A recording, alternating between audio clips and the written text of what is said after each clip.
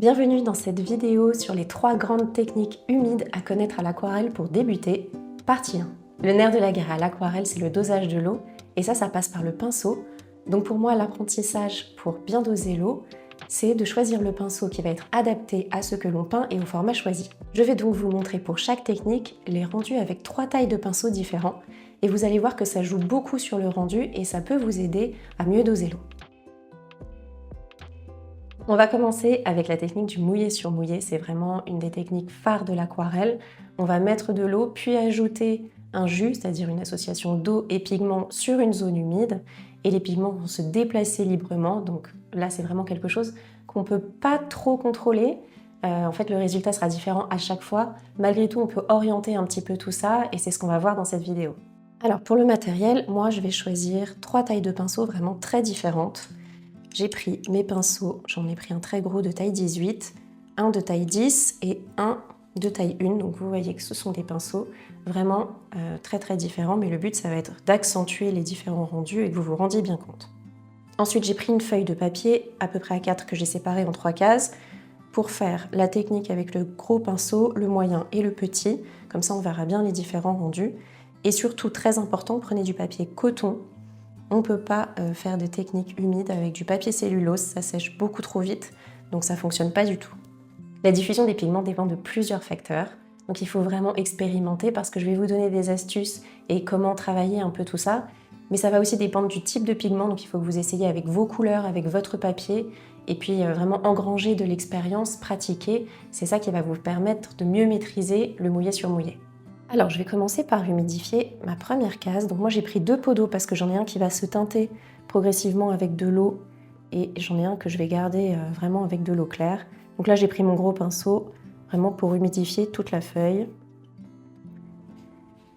Voilà, et ce qu'on veut c'est un niveau d'eau vraiment égal sur toute la feuille. Il faut quand même en mettre beaucoup et il ne faut pas humidifier forcément en une fois. Là vous voyez j'humidifie puis je repasse bien.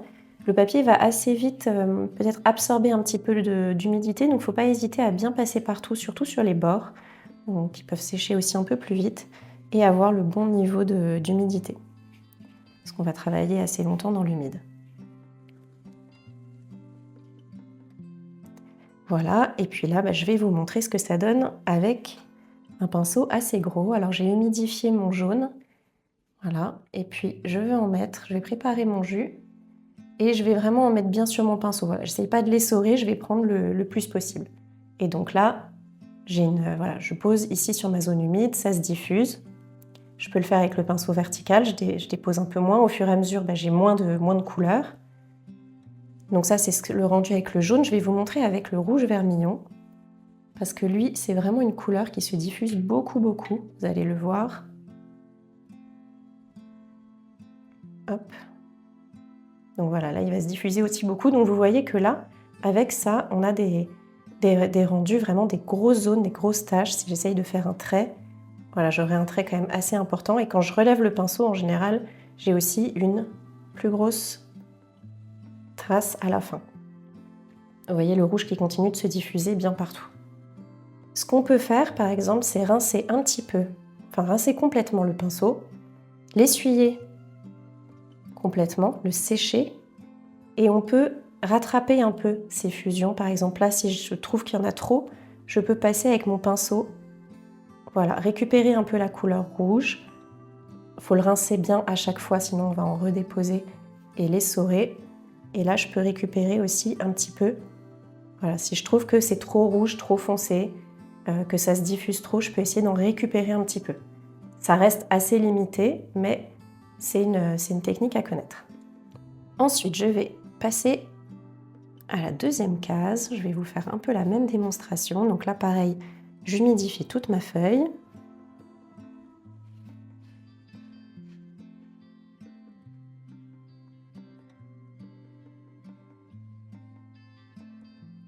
Donc là, vous voyez bien le niveau d'humidité. Vous voyez que je passe quand même pas mal si je veux que ça soit bien humide, que ça reste longtemps humide. Voilà, donc là je suis pas mal et je vais prendre mon pinceau de taille 10 et refaire la même opération. Alors, je prends du jaune. Voilà, donc pareil, mon pinceau est chargé et je vais venir le déposer ici. Je vais faire un petit peu plus foncé pour que vous voyez mieux. Voilà, donc là, j'ai une zone qui est déjà un petit peu plus petite que ce qu'on a vu et je peux faire des points comme tout à l'heure. Et donc là, vous voyez déjà que ça se diffuse un peu moins. Je vais prendre le orange de Saturne pour vous montrer aussi un autre pigment. Voilà, donc lui, vous voyez, il se diffuse beaucoup. Tout de suite, ça fuse vers le côté. Donc ça, c'est des choses à connaître sur vos couleurs. Toutes les couleurs ne se diffusent pas de la même manière. Alors, il faut toujours vérifier le degré d'humidité vraiment de la feuille parce qu'on peut travailler assez longtemps dans l'humide, mais il y a un moment où on ne peut plus. Et donc, il faut savoir s'arrêter. Donc là, je vais récupérer un peu l'eau que j'ai en trop ici. Je la vois un petit peu sur les bords parce que comme la feuille se gondole un petit peu, ça c'est normal. L'eau va sur les côtés. Et quand ça sera un petit peu trop sec, je vous montrerai ce que ça peut donner si on veut continuer de travailler dans l'humide. En attendant, je vais mettre de l'eau sur la dernière case.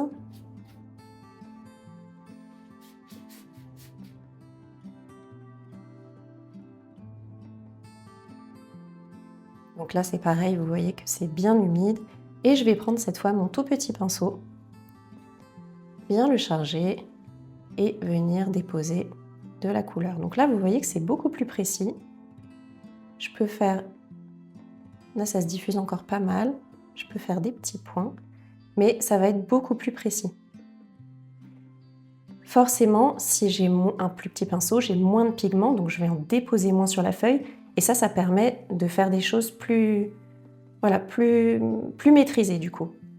Avant de passer à la suite, je voudrais juste vous montrer, parce que je vois que ici ça a séché, je voudrais vous montrer si je rajoute de l'eau, je pense que ça va créer des auréoles parce que ça a trop séché, donc il faut attendre. En fait, il faut attendre, il ne faut plus travailler sur cette zone. Si on rajoute de l'eau, voilà, ça va créer ces auréoles-là parce que le degré de séchage n'est pas le même.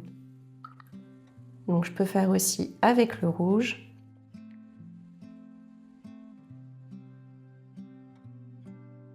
Et pareil, des petits points. Vous voyez que c'est beaucoup plus réduit. Alors, parfois, quand on fait une fusion, le papier est déjà humide. Donc, ça va éclaircir la couleur de déposer des pigments. Donc, si j'ai un jus qui est déjà assez peu pigmenté, on va voir des fusions, mais c'est assez limité. Maintenant, si je prends quelque chose qui n'est pas dilué, directement à la sortie du godet, là, vous voyez, on en dépose beaucoup plus. Alors là, c'est un peu spécifique, je trouve, au rouge vermillon, parce qu'il se diffuse vraiment beaucoup. Mais si je prends orange de Saturne, voilà. Là, ça se diffuse un petit peu moins, mais c'est plus foncé, plus marqué. Voilà, et puis moi, quand les couleurs se diffusent, pas de manière concentrique, mais comme ça, un peu sur les côtés, je souffle un petit peu sur la feuille pour avoir quelque chose de plus oui, on voit moins ces mouvements-là. Voilà, là j'ai soufflé et vous voyez que ça a diffusé un petit peu différemment les pigments. Et je peux vous montrer aussi, alors peut-être avec le orange, qu'on peut faire des choses très fines. Voilà, par rapport à ce qu'on avait avec le gros pinceau, évidemment, c'est beaucoup plus fin. Et donc on peut travailler un petit peu comme ça, pas forcément faire que des points, on peut remélanger un peu les couleurs. Voilà, pour avoir... Tant que c'est humide, on peut retravailler un petit peu et le petit pinceau permet quand même d'avoir vraiment plus de maîtrise. Et on n'y pense pas toujours à utiliser un petit pinceau pour apporter moins de pigments et mieux maîtriser tout ça. C'est quand même plus facile de rajouter des pigments que d'en enlever. Je vous ai montré ici, on peut en récupérer un petit peu avec le gros pinceau, mais pas énormément non plus.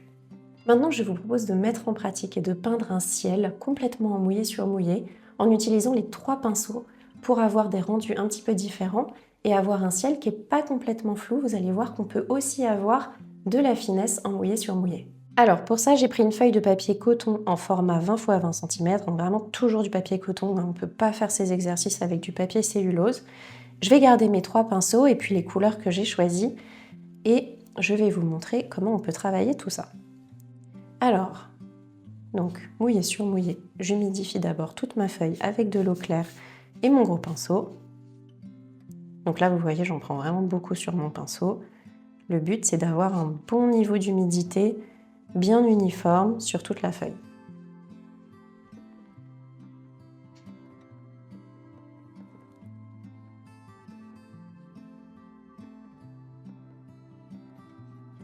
Voilà, j'hésite pas à attendre un petit peu et puis rajouter de l'eau si jamais le papier absorbe un petit peu, comme ça je suis sûre que je dirais le cœur du papier est bien humide. Voilà, j'ai mis un cadre au scotch, je trouve que c'est plus confortable pour peindre. Et je me penche un petit peu pour regarder si le papier est bien humide et là je pense que on est pas mal. Alors je vais commencer avec mon gros pinceau et je vais poser des touches de couleur. Alors j'ai envie de mettre du jaune un peu au centre. Voilà. Je vais en rajouter en bas un petit peu moins. En haut, je vais mettre mon vermillon. Alors le vermillon, je vais beaucoup le diluer parce que je ne veux pas un ciel trop fort non plus. Voilà, donc là je peux mettre franchement et vous voyez que la couleur va s'éclaircir au fur et à mesure parce que j'ai de moins en moins de pigments, mais je reste dans l'humide. Donc je vais avoir un rouge qui est un peu moins marqué au fur et à mesure. Et je vais terminer avec le orange que je vais déposer un peu par là, un peu dans le rouge aussi pour que les éléments se répondent. Voilà. Et là, j'ai terminé avec mon gros pinceau, je vais pouvoir le poser et passer à des choses un peu plus fines. Donc je vais prendre mon pinceau moyen et je vais venir faire des jus un peu plus foncés, un peu plus marqués. Là, le jaune, il y a des endroits où j'ai envie de l'accentuer. Et donc vous voyez là, ça se diffuse moins, j'ai plus de précision.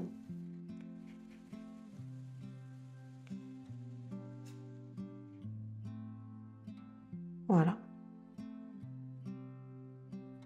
Je vais faire pareil avec le orange. Alors le rouge, je ne vais pas forcément l'accentuer parce que je pense que sinon ça sera trop fort pour un ciel. Mais là, voilà, je vais essayer d'apporter de la variété d'intensité dans les nuages que j'ai peints. Je peux même ajouter un tout petit peu de bleu, mais alors vraiment léger, pour les zones qui sont blanches, ici. Voilà, donc là, les zones, elles sont assez petites, donc moi, j'ajoute vraiment peu de bleu, vous voyez, assez léger. Et je le mélange pas trop avec ce qu'il y a autour, parce que sinon, bleu et orange, bleu et jaune, ça va faire des couleurs un peu bizarres. Pas forcément ce que je veux avoir dans le ciel. Et là, je vais faire comme tout à l'heure, je vais souffler un petit peu pour voilà, mieux diffuser les pigments et qu'ils se rapprochent un peu, parce que là, on voit qu'il y a des zones blanches entre les zones colorées. Voilà, donc là, j'ai quelque chose de toujours assez diffus et je vais continuer. Cette fois, je vais prendre vraiment mon petit pinceau. Je vais continuer à marquer tout ça. Donc là, j'ai encore envie de rajouter de la lumière. Je prends un jus qui est plus foncé cette fois. Et voilà, venir vraiment, avec des toutes petites touches, marquer ces nuages-là.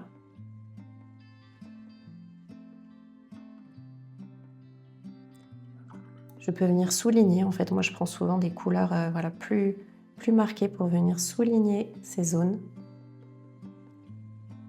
Voilà, le orange c'est une couleur qui se diffuse quand même beaucoup, donc là je suis contente d'avoir pris un petit pinceau pour que ça se diffuse, mais ça reste quand même assez localisé.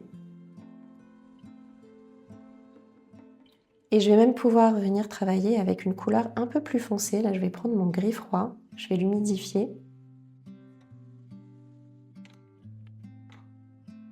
Et lui, c'est aussi une couleur qui se diffuse pas mal, donc je vais le passer quand même un peu sur la palette et vous voyez, essuyer quand même un peu le pinceau, qu'il n'y en ait pas trop dessus, pour venir un peu varier, marquer encore les nuages. Je peux en reprendre un peu, souligner ici, vous voyez. Et même si je suis en mouillé sur mouillé et que ça se diffuse, et ben j'arrive à apporter de la finesse, à pas avoir des zones qui sont trop diffuses et à travailler assez longtemps dans l'humide grâce au papier coton. Voilà, et comme j'ai ici, c'est assez marqué, je vais rajouter, sans recharger mon pinceau, voilà, juste ce gris. Et puis après, je peux l'essuyer un petit peu et rediffuser tout ça.